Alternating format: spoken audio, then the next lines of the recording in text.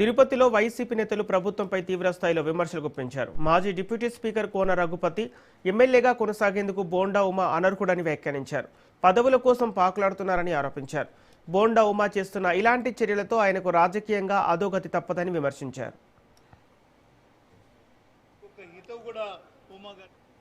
మరోవైపు మాజీ ఎమ్మెల్యే మల్లాది విష్ణు బ్రాహ్మణ కార్పొరేషన్కు సంబంధించిన పలు అంశాలను ప్రస్తావించారు.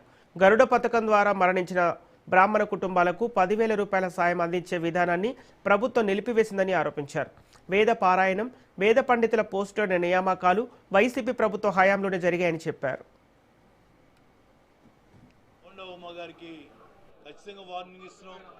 ఏదో తొడలు కొట్టడాలు, మేసాలు మెల్లటాలు నీకొక్కడిగా చేతను అనుకున్నామో, మేము తలుచుకుంటే చాలా పెద్ద ఎత్తున ఉద్యమం చేస్తుంది.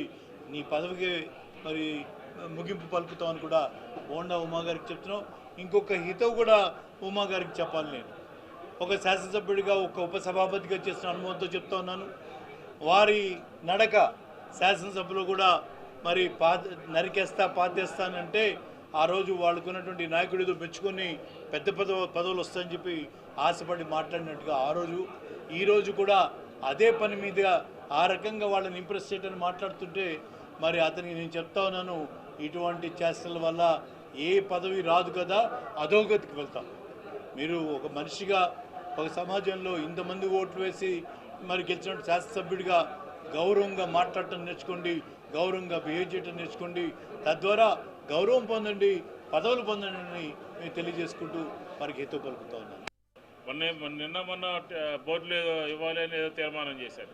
పదే చెప్తా ఉంటే, పదే అడుగుతూ ఉంటే వేద పండితుల్ని, వేద పురుషుల్ని గౌరవించాల్సినటువంటి బాధ్యతని ఎందుకు డిలే చేస్తున్నారు అని చెప్పి వైఎస్ఆర్ కాంగ్రెస్ పార్టీ అడుగుతోంది.